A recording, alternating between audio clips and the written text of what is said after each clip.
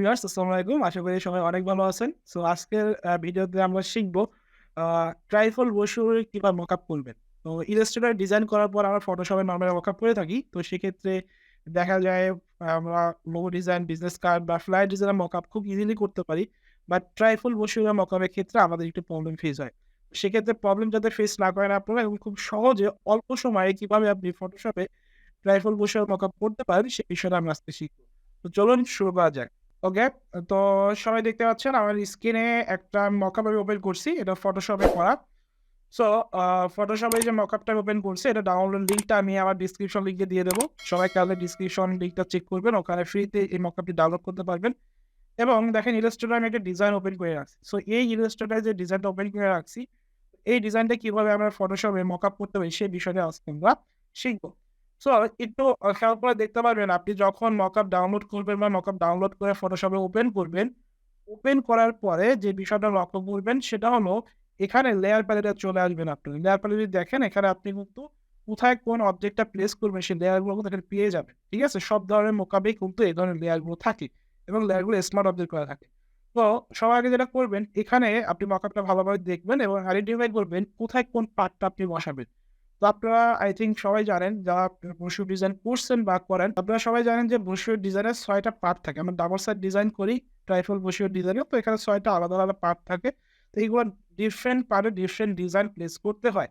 ঠিক আছে? তো আমি যদি দেখার চেষ্টা করি ডিজাইনটা দেখেন আমাদের এখানে যে ডিজাইনটা আছে, রাফ ডিজাইনটা আছে এটা যদি মকআপ করতে যাই তার আগে আমার বুঝতে হবে যে এই ডিজাইনের আমার ব্যাক সাইড, ফ্রন্ট সাইড এবং প্যানেল 1, 2, 3, 4 এগুলো কোনগুলো? তো আমি দেখতে পাচ্ছি যে এখানে এটা আমাদের ফ্রন্ট সাইড ডিজাইন, এটা ব্যাক সাইড ডিজাইন, এটা প্যানেল 4 আর এদিকে যদি দেখি এদিকে হলো আমার প্যানেল 1, 2, 3 ওকে? তো এইটা আপনাকে আইডেন্টিফাই করতে হবে। দেন আপনাকে মকআপে এসে বুঝতে হবে কোথায় কোনটা বসাবেন। সো দেখলে আমরা বুঝতে পারতেছি এই যে রাইট সাইডে যে পার্টটা আছে এটা হলো আমাদের ইনার সাইড ডিজাইন। যেখানে আমরা নরমালি যেটা করব, এখানে মূলত আমরা আমাদের ইনার সাইডে যে ডিজাইনটা আছে, এই যে ৩ টা পার্ট, এই ৩ টা পার্ট বসাবো এবং আউটসাইডে যে ৩ টা পার্টের ডিজাইন আছে, এটা আমরা লেফট সাইডে যে মকআপটা আছে এখানে বসাবো। সো আমরা দেখলে নরমালি বুঝতে পারতেছি এখানে আমাদের ফ্রন্ট সাইড ডিজাইনটা হবে, এখানে আমার ব্যাক সাইডটা হবে, এখানে প্যানেল 4 এর ডিজাইনটা হবে। তো সেক্ষেত্রে আমি এখানে ক্লিক করব আগে। ক্লিক করে আপনি দেখে নেবেন যে এখানে কোনটা সিলেক্ট হয়। একটা বিষয় খেয়াল রাখবেন মকআপের নাম্বারের উপর ডিপেন্ড করে কখনোই আপনি সেট আপ করবেন না। আপনাকে ডিফাইন করতে হবে যে ভিজুয়ালি আপনি কোনটা দেখতেছেন এবং কোনটার উপর ক্লিক করতেছেন। সাপোজ আমি এটা ক্লিক করলে দেখা যাচ্ছে ৩ নাম্বার স্লাইডটা সিলেক্ট হচ্ছে। মানে ৩ নাম্বার লেয়ারটা বা স্লাইডটা সিলেক্ট হচ্ছে। এই লেয়ারে কি হবে? আমাদের ফন্ট সাইজ ডিজাইনটা হবে। সো আমি যদি এখান থেকে এই ডিজাইনটা ওখানে নিয়ে যাই, কিভাবে নিবো? এটা নেওয়ার জন্য আমাকে যেটা করতে হবে আমি রেক্টেঙ্গুলার টুলে যাবো। রেক্টেঙ্গুলার টুলে যাওয়ার পরে এখানে আমাদের ফন্ট সাইডের আ শেপড এরিয়া থেকে মিডল এরিয়া নেব না। শুধু শেপড এরিয়া ফন্ট সাইডের অংশটুকু আমরা এখান থেকে নেব। যদি আমি সিলেক্ট করে দেখেন জায়গা এতটুকু সিলেক্ট করতেছি। সো এতটুকু অংশ জাস্ট আমি সিলেক্ট করব একটা রেক্টেঙ্গুলার নিয়ে। একটু জুম করে সিলেক্ট করতে হবে। যেটা আমি স্ট্রোক কালার ড্রপ করে দিচ্ছি। জাস্ট একটা র‍্যান্ডম শেপ নেবেন। মানে রেক্টেঙ্গুলার নেবেন। জাস্ট শেপড এরিয়াতে যতটুকু অংশ আছে ততটুকু অংশ আমরা সিলেক্ট করব। আমরা কিন্তু আ ভিড এরিয়া সিলেক্ট করব না। সো আমরা জানি কারণ ভিড এরিয়া কিন্তু মকআপ আমরা ইউজ করি না। মকআপের নরমালি আমাদের মেইন অংশটুকুই বসাই। সো আমি এখন পুরো ডিজাইনটাকে এটা সব উপরে থাকবে। দেন পুরো ডিজাইনটাকে ধরে এটার ভিতরে ক্লিক করে দেব। ওকে? মাউসে রাইট ক্লিক করে মেক ক্লিপিং মাস্ক অথবা কন্ট্রোল 7 প্রেস করলে হবে। ক্লিক করে ফেলছি। এখন যেটা করব, এখন এটাকে আমরা সিলেক্ট করব। সিলেক্ট করে কন্ট্রোল সি দিয়ে কপি করব। কপি করে আমরা সরাসরি ফটোশপে চলে যাব এবং এই যে স্মার্ট অবজেক্ট যে লেয়ারটা করা আছে লেয়ার 3 তে এখানে ডাবল ক্লিক করব। এখানে ডাবল ক্লিক করলে এডিটটা ওপেন হয়ে যাবে। দেন কন্ট্রোল ভি দিয়ে পেস্ট করব। এখানে পেস্ট করার সময় পিক্সেল যে অপশনটা সেটা অন করব। হ্যাঁ? ৪ টা অপশন দেখাবে। আবার পিক্সেলটা সিলেক্ট করে ওকে দেব। দেন এন্টার প্রেস করব। এন্টার প্রেস করলে এটা এখানে বসে যাবে। এরপরে এটা আমরা কর্নারে নিয়ে যাব। কর্নারে নিয়ে কন্ট্রোল টি দিয়ে বাউন্ডিং বক্সটা এনে দেন আমরা এটা ধরে এখানে সেটআপ করে দেব। আর এই অংশটুকু। হ্যাঁ? দেন এন্টার প্রেস করে সেটআপ হলে আমরা কন্ট্রোল এস দিয়ে সেভ করে ফেলব। কন্ট্রোল এস দিয়ে সেভ করলে আমরা এটা কেটে দিলে দেখতে পাবো যে এটা সুন্দরভাবে এখানে বসে গেছে। সিমিলারভাবে ব্যাক সাইডটা আমরা এখানে নিয়ে আসবো। ব্যাক সাইডে আবার কোথায় বসবে? লেয়ার 2 বা স্লাইড 2 তে বসবে। তো আপনি এখানে ক্লিক করলে বুঝতে পারবেন কোনটা কোথায় বসবে। মানে কোনটা কোথায় লেয়ারটা আছে। ঠিক আছে? সো আমি এখানে ডাবল ক্লিক করি। সো আমি এখন সেকেন্ড ডিজাইনটা নিয়ে আসি ব্যাক সাইডের। সো এখানে যদি আসি, আসার পরে মাউসে রাইট ক্লিক করে আমি রিলাইজ ক্লিপিং মার্কস করে দেই। করার পরে দেখেন রিলাইজ ক্লিপিং মার্কস করার পরে কিন্তু আমার যেটা ক্লিক করা ছিল ওই শেপটা এখানে থাকবে। বাট স্ট্রোক কালারটা থাকবে না। ঠিক আছে? তো স্ট্রোক কালারটা আমি আরেকবার দিব। অথবা আপনি আবার নতুন করে শেপ দিতে পারেন ইচ্ছা। এটাকে আমরা এবার মাঝখানে নিয়ে আসবো শিফট ধরে। ওকে?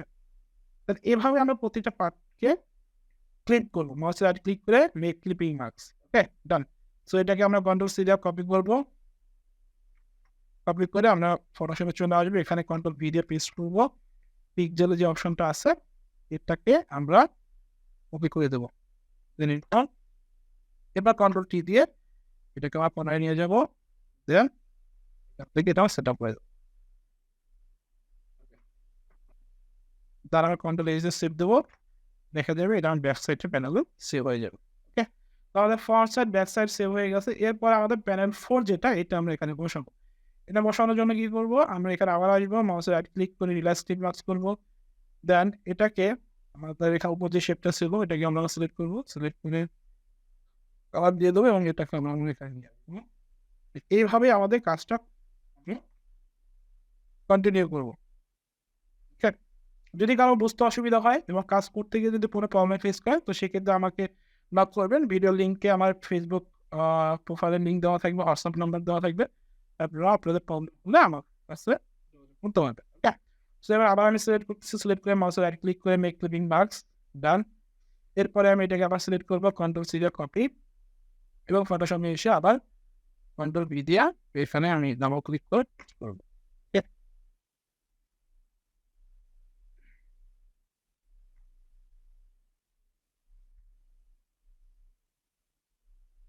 তবে আউটার সাইড যেভাবে বসি সেম ভাবে ইনার সাইডটা আমরা করবো। কন্ট্রোল এই যে সেভ করলাম। তো দেখেন এখানে কিন্তু এটা অটোমেটিকলি বসে গেছে, চমৎকারভাবে বসে গেছে। হ্যাঁ? সো খেয়াল রাখবেন যাতে জয়েন্টগুলো যদি ঠিক থাকে, বসানোর সময় যদি একটু উপর নিচে না হয় তাহলে সেম ভাবে ইনার সাইডে চলে যাবো। ইনার সাইডে যদি আমি যাই এটা হলো আমার প্যানেল 1। এখানে যদি ক্লিক করে দেখেন 4 নাম্বার স্লাইডে আছে এটা। এখানে ডাবল ক্লিক করবো। হলো দেন আমি ইলাস্ট্রেটরে গিয়ে আবার মাউসে রাইট ক্লিক করে রিল্যাক্স ক্লিপিং মার্কস করবো এটাকে। এবার আমি এখান থেকে প্যানেল 1 যেটা ওটাকে নিয়ে যাবো। হ্যাঁ? প্যানেল 1 কোনটা আবার এখানে একদম শুরুতে যেটা আছে এটা হলো প্যানেল 1। ওকে?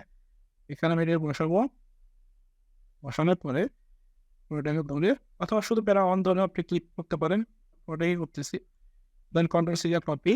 কপি করার পর ফটোশপে আসবো। কন্ট্রোল ভি দিয়ে পেস্ট। সেম কাজটাই কিন্তু আমি বারবার করতেছি। ওকে? আই থিংক আপনারা বুঝতে পারছেন। তারপর যদি করতে গিয়ে কোনো প্রবলেম ফেস করে আমার সাথে কন্ট্যাক্ট করবেন। Okay? সেভ। আমার প্যানেল আমার বসে গেছে। সেম ভাবে এখন মাউসের রাইট ক্লিক করে আমি রিল্যাক্স ক্লিপ ম্যাচ করে দেবো। রাইট? এটা আমি সেন্টার নিয়ে আসবো।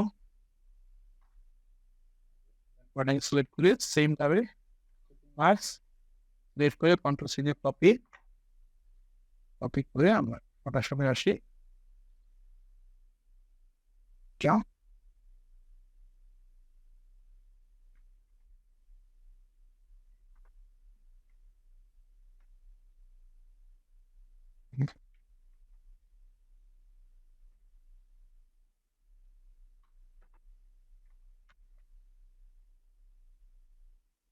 ওকে ডান। প্লাস যেটা আছে ডাবল ক্লিক করবো। এখানে এসে সেম ভাবে রিল্যাক্স ক্লিপিং মার্কস।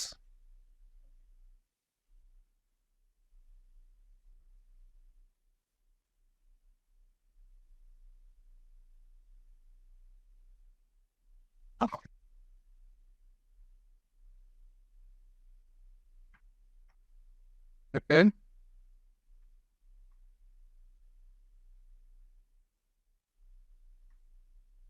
সো এটাকে আমরা আবার কন্ট্রোল সি দিয়ে কপি করবো।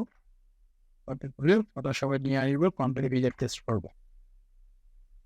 এন্টার প্রেস করবো। এন্টার প্রেস করার পর এটাকে কন্ট্রোল টি দিয়ে বাউন্ডারি বক্স আসার পরে এটাকে আমরা এখান থেকে সেট করে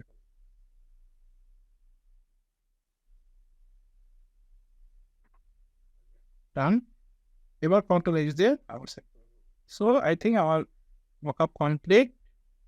সো দেখেন খুব সহজেই কিন্তু মকআপটা করে ফেলছি। তো এটা ক্ষেত্রে আমরা ফটোশপ ইলাস্ট্রেটর সফটওয়্যার ইউজ করছি। আমরা নর্মাল ডিজাইনটা কিন্তু ইলাস্ট্রেটরে করেছি। ঠিক আছে? আমরা আমাদের ইলাস্ট্রেটর ডিজাইন করি তখন তো ফ্ল্যাট করি, রাইট? বাট মকআপ করার জন্য আমরা কিন্তু ফটোশপটা ইউজ করি। ফটোশপও আমরা মকআপটা বিল্ড করে দেন সহজেই কিন্তু করে ফেলছি, রাইট? এখন আমরা যদি জেপিজি সেভ করি, জেপিজি সেভ করলে আমরা এরকম একটা আউটলুক পাবো। সো আশা করি সবাই বুঝতে পারছেন। আর ভিডিও যদি ভালো লেগে থাকে অবশ্যই চ্যানেলটি সাবস্ক্রাইব করবেন এবং কমেন্ট করবেন যদি কোনো কিছু বুঝতে না পারেন। যদি বুঝেও থাকেন তাহলেও কমেন্ট করবেন। যদি না বুঝে থাকেন তাহলেও কমেন্ট করবেন। ওকে? তো সবাই ভালো থাকবেন, সুস্থ থাকবেন। আল্লাহ হাফেজ।